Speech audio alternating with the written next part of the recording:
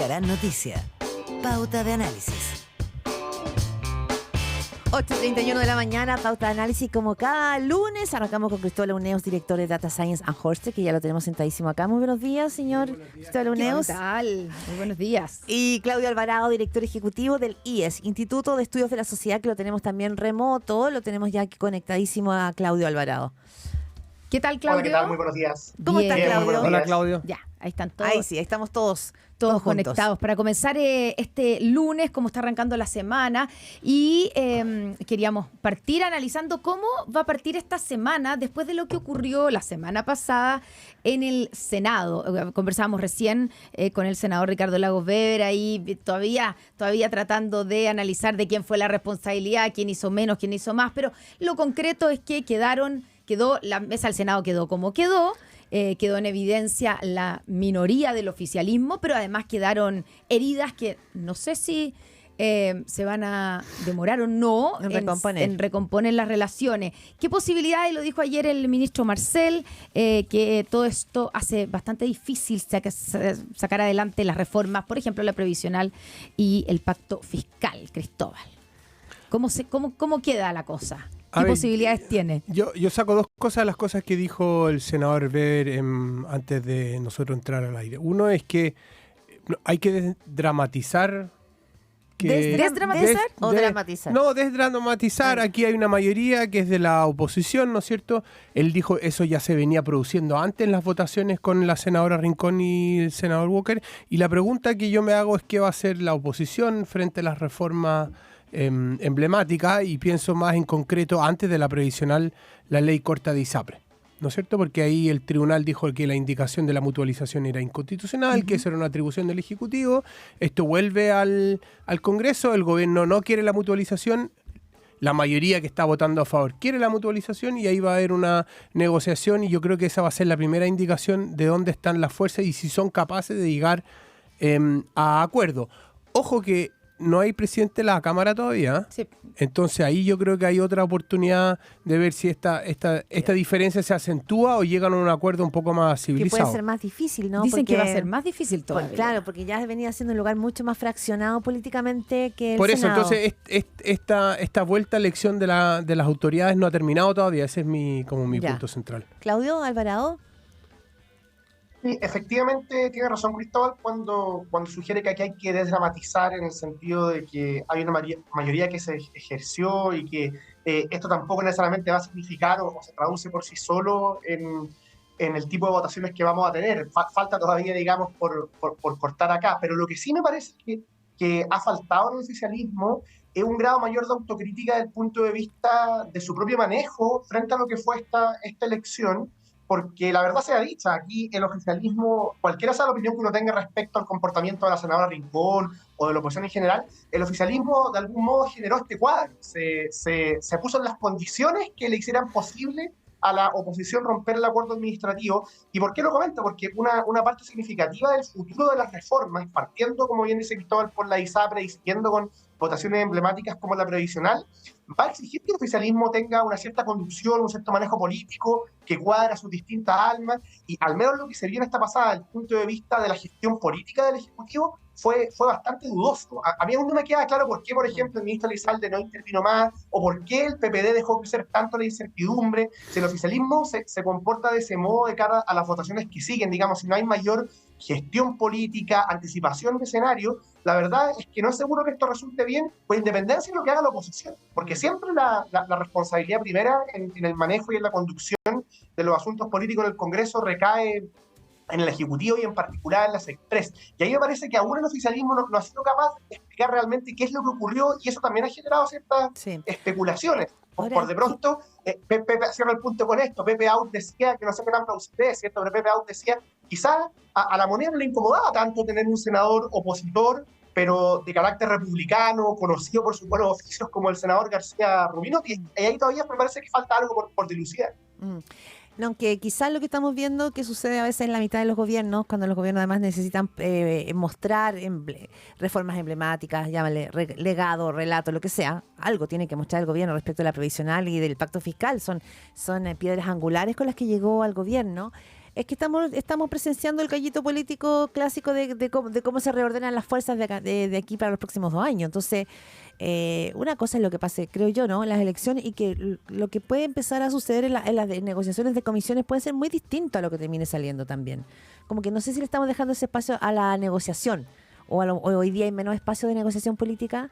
A ver, yo soy optimista en la reforma previsional porque hay que recordar ¿Por que... qué, Cristóbal? Porque, Digo, ¿por qué? Porque el único. ¿En base a qué ese optimismo? Porque, por ejemplo, uno mira la posición de los senadores, y es verdad lo que ustedes les conversaban con el senador en Lagos B, ¿no es cierto?, que el presidente de la UDI estaba bien duro, ¿no es cierto?, con el 6-0, y eso lo hemos escuchado hace tiempo.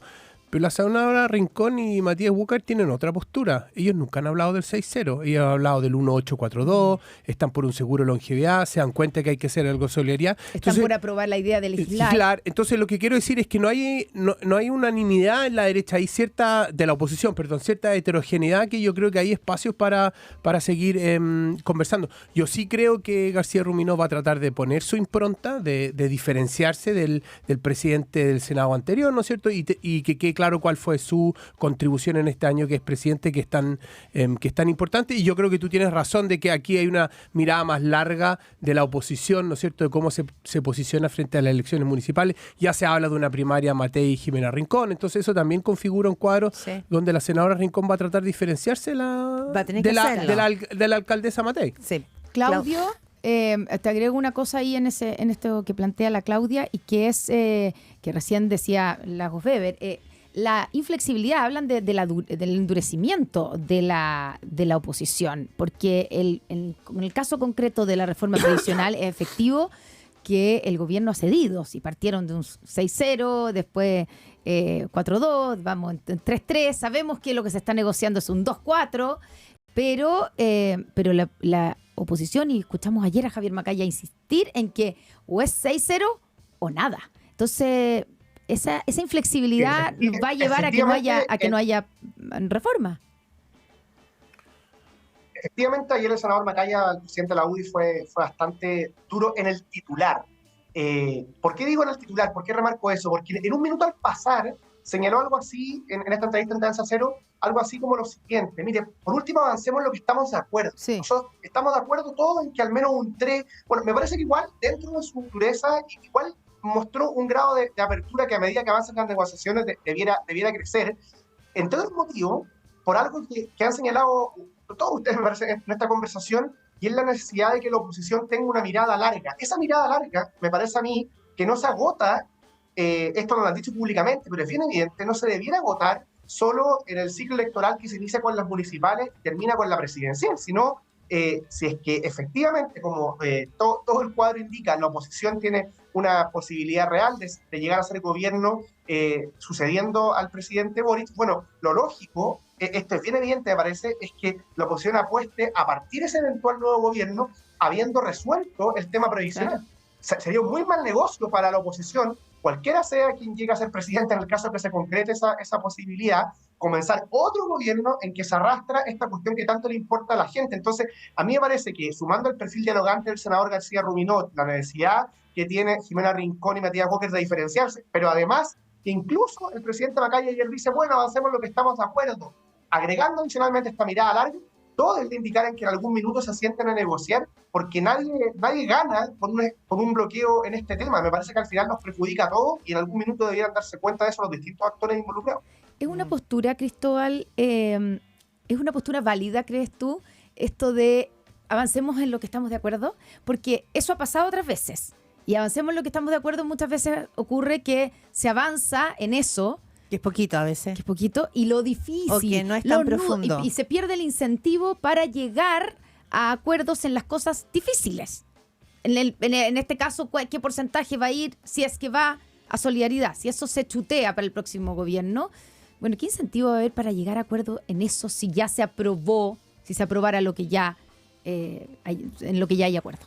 Yo creo que es un camino difícil para el oficialismo, ¿no es cierto? Porque básicamente una de las ideas centrales del proyecto es que haya solidaridad en el pilar contributivo. Entonces, si solo avanzamos en lo que va a la cuenta individual, profundiza un sistema que tiene problemas de legitimidad, que ha sido criticado y por lo tanto ¿qué incentivo tiene el oficialismo a aprobar una reforma donde una de sus ideas centrales Queda afuera? Queda afuera? O sea, la claudicación, como decía Lagos Weber. Claro, entonces yo veo difícil, ahora tampoco uno nunca sabe en política, cualquier cosa puede pasar, pero lo veo bien difícil. Y también yo creo, tomando lo que dice Claudio, es posible que haya un acuerdo, ¿no es cierto? Pero el clima electoral también va a contaminar y va a enredar esta discusión, ¿no es cierto? Porque los partidos van a estar concentrados en sus candidatos, en la negociación,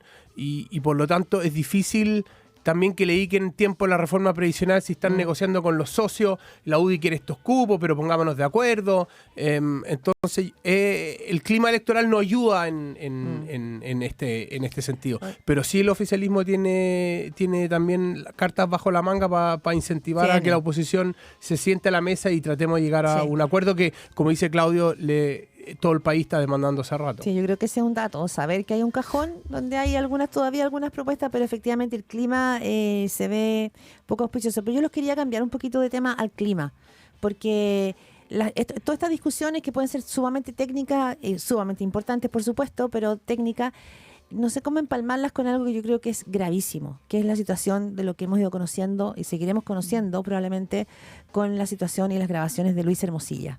Lo quiero poner como un tema central porque hay una entrevista que también trae CIPER a quien fuera parte, a la abogada del Consejo de Defensa del Estado, María Inés Horvitz, cuando dice es cada vez más visible la cooptación del Estado por poderes fácticos vinculados por cuna, política y dinero. Y lo que ella dice en una larga entrevista, creo que tiene que ser ya, quedémonos en el escándalo, sí, pero quedémonos en el análisis. ¿Nuestro Estado chileno está preparado para sufrir embates de la corrupción, como lo vemos en América Latina? La ciudadanía tiene una percepción de que la corrupción en Chile está entrando más de lo que pensábamos. Creo que acá hay puntos que son súper importantes y que la conversación respecto de Hermosilla, y cuando vemos cómo cae la PDI en la última encuesta Pulso Ciudadano, hay preguntas por hacernos. No sé cómo lo ves tú, Cristóbal, Claudio. A ver, la Comisión Engel ya ponía el dedo en la llaga con el tema municipal, claro, ¿no es cierto? Hizo varias propuestas y el sistema político no quiso avanzar, y hoy día lo que vemos es una cantidad importante de alcaldes destituidos, ¿no es cierto?, reemplazados por otros por problemas de corrupción, y hay otro conjunto de municipalidades, ¿no es cierto?, donde los casos están recién aflorando, el caso de Las Condes, ¿no es cierto? Entonces yo creo que este es un problema que venimos viendo hace rato, y hemos sido como el avestruz que mete la cabeza bajo la tierra, ¿no es cierto? Y quiere hacer como que no, si estos son casos aislados no pasa nada. Y el caso, yo creo que de Hermosilla, tiende a confirmar desde otro ángulo que esto es gravísimo y que si no hacemos nada, no sé si vamos a poder volver a recuperar la democracia que conocíamos. Entonces a mí lo que me sorprende es la poca voluntad de los partidos políticos de ahora ya tomar carta en el asunto. Tomar carta en el asunto, y porque esto afecta a todos. Esto no es que afecte solo a algunos, afecta a las municipalidades de todo el país, y por lo tanto instituciones es muy importante, y por lo tanto no es que un sector se va a ver más perjudicado que otro, pero yo no entiendo ese afán por de alguna manera hacerse los locos en este tema. Claudio. Es interesante lo que dice Cristóbal en orden a tomar carta en el asunto ahora ya, porque me parece que además de las medidas directas, ¿cierto?, de las medidas que tienen que ver directamente con enfrentar la corrupción y a su vez tomar medidas, para la redundancia, para que esto no vuelva a ocurrir, lo que estamos comentando y lo que levanta Claudia a propósito de Hermosilla, también nos vuelve a llevar indirectamente a temas como los que comentábamos anteriormente a propósito del estancamiento, del bloqueo, de la demora en materia de pensiones. ¿Por qué? Porque esa percepción ciudadana respecto a un sistema político progresivamente cooptado, con espacios de corrupción, etcétera, solo me parece a mí que puede ser resuelto o parcialmente resuelto, atenuado, en la medida en que la gente ve que la política funciona. ¿Y cómo ve la gente que la política funciona? Bueno, por un lado, enfrentando directamente temas como los que se han ido conociendo y seguramente se van a seguir conociendo, pero también mostrándole que en otros ámbitos que le golpean y le tocan directamente la vida, la política funciona y deja de estar ensimismada. Entonces, a mí me parece que una de las maneras en las cuales el sistema puede enfrentar, además de las obvias, insisto, de las que directamente repercuten, la cuestión central es generando resultados lo que a la gente le interesa. Y las prioridades son bastante claras, digamos, las prioridades tienen que ver con temas de seguridad, con temas económicos y con debates largamente postergados como pensiones. Entonces yo creo que de algún modo, si es que uno ve el cuadro en su conjunto, las cosas se tocan y a la inversa, si es que el sistema político sigue sin generar resultados en aquellos temas que más le interesan a la gente, además de que se sigan destapando casos como los que hemos conocido, solo se va a acrecentar la sensación de frustración, de desencanto, y ya sabemos qué caldo de cultivo es eso y qué consecuencias genera. Así que me parece que las cosas se relacionan lamentablemente. ¿Qué gravedad le ven a digamos, a lo último que se conoció acerca de esta caja de Pandora que parece ser el teléfono de Luis Hermosilla y que son las conversaciones del abogado? Tenía buena memoria ese celular, ¿ah? Impresionante. Eso Sí, mismo, fíjate, yo pensé ayer, ¿qué capacidad habrá tenido para guardar? Porque había mensajes desde el 2019, creo, por ahí. iPhone, es un iPhone 14, 14 Pro Max X, pero around the world. ultra, super, Sí, hiper. yo también creo, con memoria agregada. Sí, exactamente. Porque a mí no Bueno, me... pero acá, si es puro texto, no necesita mucha memoria. No, el problema sí. es que si mandan muchos Documento, PDF, fotos, pues, ahí... O poemas también. Cosas bueno, así. claro, eso quería preguntar yo. Si, bueno, en estas últimas conversaciones que fueron reveladas por CIPER, donde se revela, valga la redundancia, la influencia de Luis Hermosilla en nombramientos de ministros del Poder Judicial. Hay dos casos súper concretos donde ellos mismos reconocen como la influencia, las conversaciones y la relación con Luis Hermosilla. ¿Esto qué tan grave es o simplemente confirma algo que siempre hemos sabido? ¿Y qué tan extendido puede estar? Porque es un problema. ¿Hermosilla aquí es el único? Yo no creo, y uno ha escuchado historias que no es el único. Cuando van a nombrar a un juez, ¿no es cierto?, le piden la opinión a mucha gente, porque claro... Pero eso está bien, ¿o no? Que le pidan la opinión, ¿no? Y eso está bien, ¿no es cierto? Y probablemente algunos de los jueces, como en el caso que reporté así, pero ¿no es cierto?, trata de, oye, mira, estos son antecedentes, como presentarse un poco mejor para mejorar sus posibilidades. Mandando poemas, eso es raro, ¿no? Sí, yo no sé, eso no lo entendí mucho. Es muy decoroso. Pero la pregunta es... si eso está bien, yo creo que es una discusión difícil de evitar, ¿no es cierto? No me parece grave que se promuevan nombres y haya gente que en el fondo habla bien de ellos. Claro, no hay igualdad, no todo el mundo puede llegar al gobierno y decir, mira, este juez es súper bueno. Entonces esa parte del teléfono Hermosilla no me sorprende tanto. ¿Cuál te sorprende? No, me sorprende más lo del jefe de la PDI, porque ¿por qué el jefe de la PDI le manda mensaje? Porque si a uno le llegan mensajes inapropiados, ¿no? O uno bloqueado y dice, oye, no me mandís más cosas, y uno no ve que Hermosilla haya hecho eso, entonces por lo tanto él se beneficia, puede ser que no directamente económicamente, no es que le paguen, pero sí tiene beneficio De acceso a información. de acceso a información, como dice Friedman, ¿no es cierto? Aquí no hay almuerzo gratis. ¿Claudio? Sí. A propósito de lo de Hermosilla y el modo en que nos hemos enterado, la cantidad de información, de mensajes, de años de WhatsApp guardados, comentaba Connie, la verdad es que ese modo, esa declaración se puede entender de distintas maneras, ¿cierto? Porque yo no sé hasta qué punto, espero que no sea el caso, ¿cierto? Pero no se trata de algo así como una amenaza velada, porque en el fondo lo que está diciendo es indirectamente, o podría estar diciendo, podría leerse así, es todos aquellos que hablaron conmigo y que durante estos años tuvieron algún tipo de interacción, recuerden que yo tengo todo eso guardado. Esa es una lectura posible que me parece que dado el tenor del caso no se puede descartar y que atenta justamente contra una de las cosas que más necesitamos, que es que se sepa toda la verdad, ojalá lo antes posible. Yo lo comentaba la semana pasada, creo, no hay nada más desgastante efectos de la credibilidad del sistema que la información por chorreo, por goteo, pero que esto se va a salir. ¿Perdón, sí, Carmen? No, que solo una cosa en ese punto, que tiene que ver en el fondo con cuál es la alerta que está encendida, porque podemos acá hacer como el relato de el churrasco, de los poemas, de todo lo que está saliendo. No, ¿cuál es la alerta? ¿Ustedes ven que el sistema político se ha tomado en serio lo que está pasando, no? Eso, porque yo eso creo es lo que yo creo de fondo. Porque esto es una práctica habitual. Yo no creo que Hermosilla sea el único, ¿no es cierto? Y por lo tanto hay muchos que no están sorprendidos. Lo que llama la atención, volviendo al caso de Hermosilla y los jueces del artículo CIPER, es que en todas las listas de inhabilitados no ponen a Hermosilla. el juez, ¿no es cierto? Entonces Claro. quizás lo que dice Claudio es bastantemente posible, ¿no es cierto? Oye, yo te hice un favor, me debís una. Claro, que sea una especie de advertencia. Oye, nos quedan muy pocos segundos Cristóbal había hablado así, de paso, había nombrado la ley corta de ISAPRES después de la decisión del Tribunal Constitucional. ¿Qué salida hay? Porque una alternativa es que el gobierno presentara, porque para reponer la mutualización, que es, según algunos técnicos, la fórmula, la salida, fórmula, la claro. fórmula para sacar adelante la ley corta de ISAPRES y que no quiebre el sistema, tiene solamente la única salida es que el gobierno presente la indicación, porque ya dijo el TC que no puede ser presentada por los parlamentarios, pero no le puso obstáculos al fondo. Pero el gobierno parece que no va a ir por ese camino. Claudio Alvarado, ¿cómo se sale de aquí?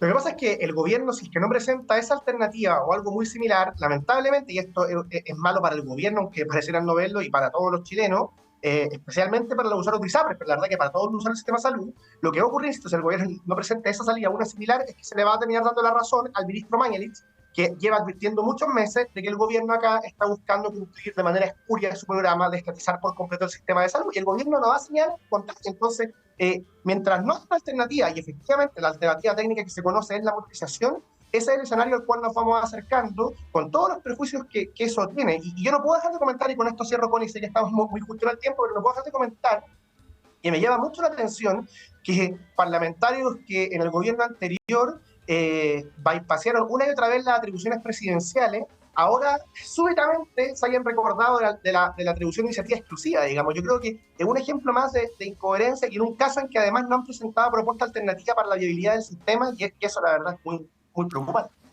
Para ir Veo- cerrando, Cristóbal Núñez, porque el Veo tiempo dos voló. posibilidades. Sí. Que negocien un monto entre medio, entre los 470 y los 1150, ¿no es cierto?